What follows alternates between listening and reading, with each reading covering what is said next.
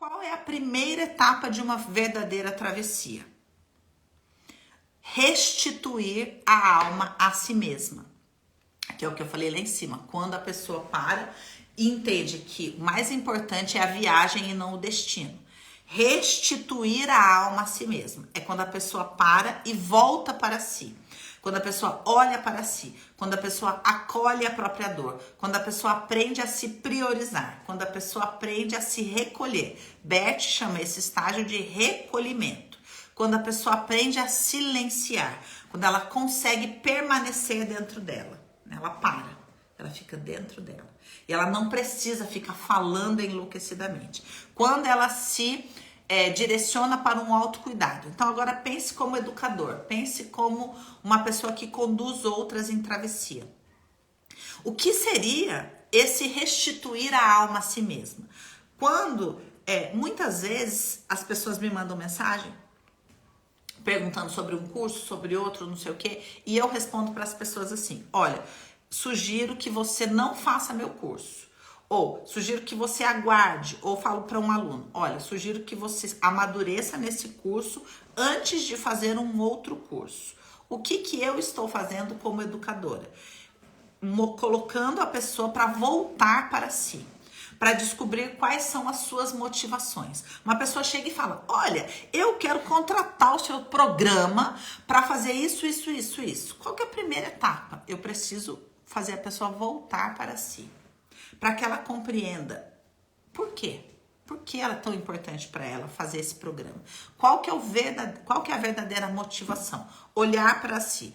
É um começo, tá? São etapas. Se eu trabalho com o corpo, autocuidado. Se eu trabalho com alimentação, eu preciso... A primeira etapa, que é para a pessoa conseguir considerar fazer uma travessia, restituir a alma a si mesma, tá?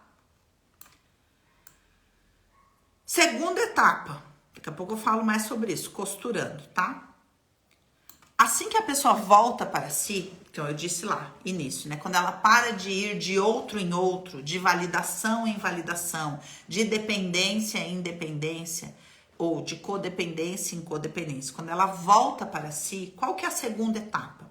E tudo isso tá dentro do insight que Jung fala, tá? É quando a pessoa se vê, é o ver que eu ensino no constelar. Ela precisa se ver. Insight, né? Quando ela tem uma clareza, quando ela tem uma autopercepção.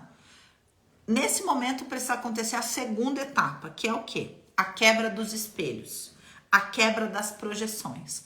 Por que eu vou de outro em outro na minha busca?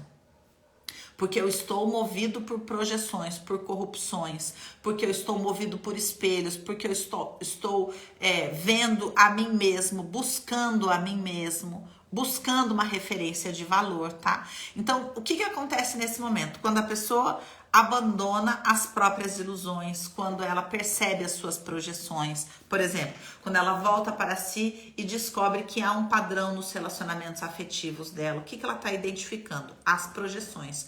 Qual etapa ela está? Na quebra dos espelhos. Então, Dani, decidi fazer a tecelã, decidi me curar, decidi me priorizar. Chega, não dá mais. Primeira etapa, restituir a alma a si mesmo. Voltar para si, olhar para si. Começou a entender as coisas. O que está acontecendo com ela? Quebra dos espelhos, quebra das projeções. Por que isso aqui é tão importante? A maior parte das pessoas, num processo de travessia que envolve aprendizagem, porque a gente vai falar muito isso no educador sistêmico, o tema ali é todo esse processo de travessia dentro de um campo de aprendizagem.